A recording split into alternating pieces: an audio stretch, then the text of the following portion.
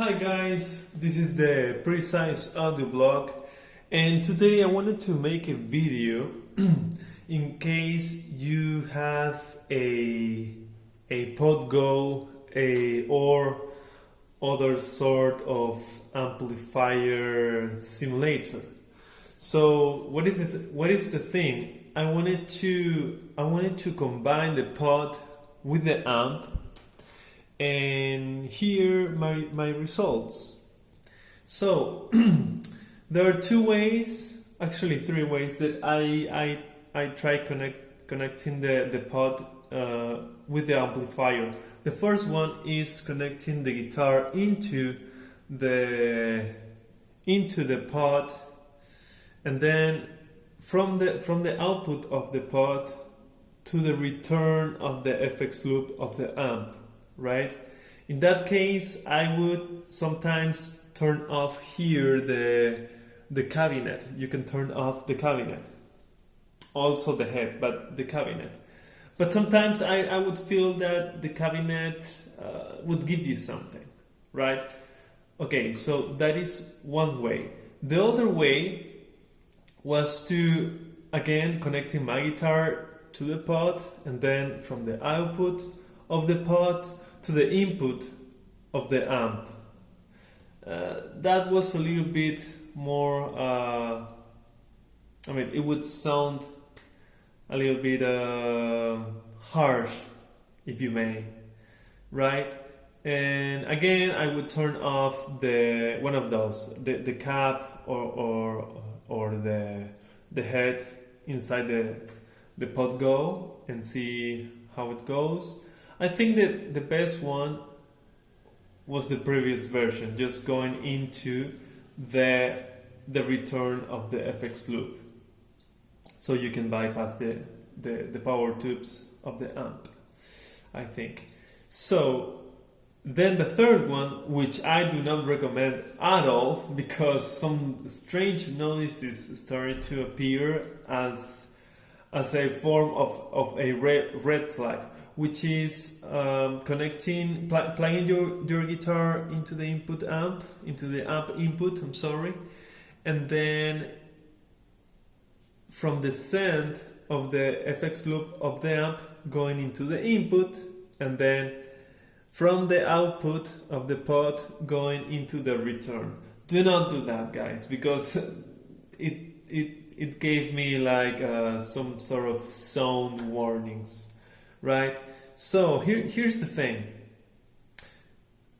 If you want to use this system that I'm telling you, going into the pod, then from the out, and then to the return, turning off the cabinet inside the pod, you could use it to jam with the friends, with rehearsals and everything, but I'm going straight to the record process.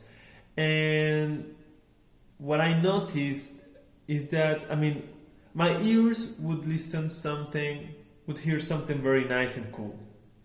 But when I captured that with the microphone, since something electrical is going on in terms of signals, it would sound like I couldn't have a full sound, a complete sound. And I tried all the ways that I could, and I couldn't. So the difference, let's say I want an amp distortion, an amp with distortion from the pod. I would get the sound through the amp, perfect. But then when I would put the microphone, I would then play back and hear what I recorded, and I'm like, man, it's not there. And then I would compare it with the distortion channel, with the ultra gain, if you may, of the Marshall, and man, there is a huge difference. Obviously, the Marshall being way better. So I discovered that if I want other colors of distortion to complete on or to build layers right, of different sound and sounds and harmonics, or I would buy a distortion pedal, which I actually have. I have a overdrive distortion from Boss, but it doesn't. It is not my sound, unfortunately. Or there's one called Keeley. It is from Keeley Filaments. That's very nice. I haven't tried it, but I would like to. But the other option is to buy other amp. That's the only way out that I have in case I want to build other layer. Regarding the Botco, the effects that it has, they're not good. They're not good. I mean, the chorus, it's not good. The phaser, the flanger, like, in essence, the only decent, I think, is the tremolo. But the effects are not there for me. I don't get the feeling, right? Other thing about the pod, these old things, like the Camper and the Helix, they get your analog signal into digital, and there is a huge thing there. Why? Because when you plug your guitar here in the amp's input, you are all analog.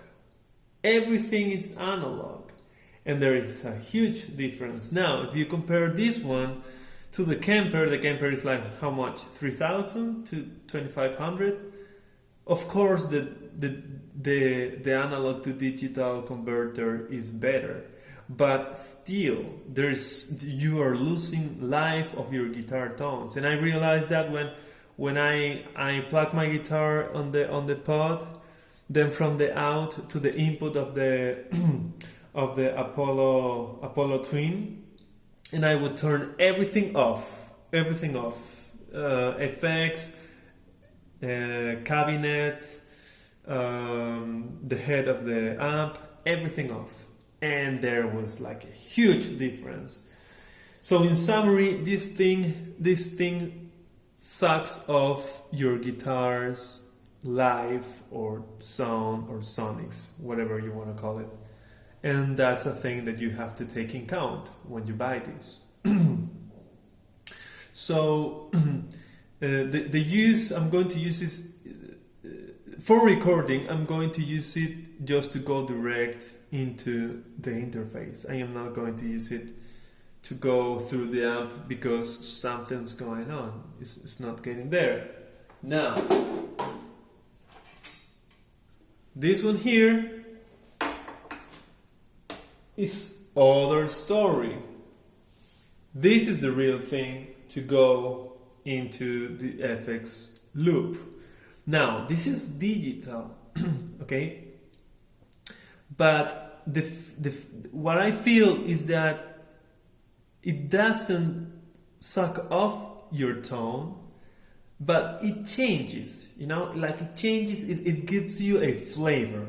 And I love it. I mean, this one here, guys, this one here, you have no idea how many great albums from late 90s to, I don't know, 2010 maybe, have been made with this one in studio and live. I'm talking about DVDs and all stuff. These things, sounds, it's not only a delay, it gives you a super cool color. So I'm going to change the overdrive distortion from box that I have for a super chorus and combine it with this one, with the DL4 from line 6. And I'm going very old school, late 90s type of sound, which is the sound that I most relate to. Like today's sound in guitar, there's nothing that get to my heart in terms of guitar sound or even bass. I think between 1997, I mean, or maybe before. I mean, the 90s in general, from 1991 to 2005. I think that was the time of the tones that were mind-blowing, at least for me. This is personal taste.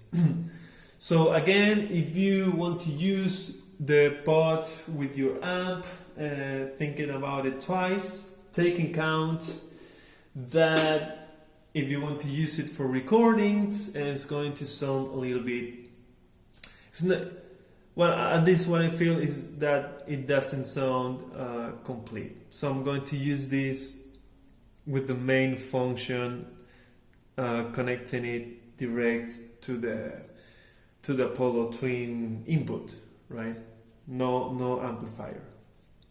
But the sound with the amp, now that I discover that you have to put the amp very loud to get a good recording, and the difference is amazing. I mean, you get the life of the guitar and amplifier, and so your music.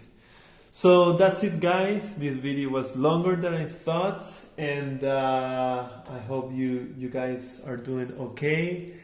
If you have a same experience, if you're combining the Pod Go or whatever, the Pod X3 Live or the Helix with an amplifier and for recording, and you're having great results, let me know to create a type of feedback. We are all learning here. I'm learning all the time. I am not an engineer. I'm more like an artist, musician, and producer. But I'm getting very into recording. So that's it, guys. If you subscribe, would be very meaningful for me. I would be very thankful. I really want to push my channel little by little, so I can do more things like this. All right. So guys, take care and see you in the next video. Bye bye.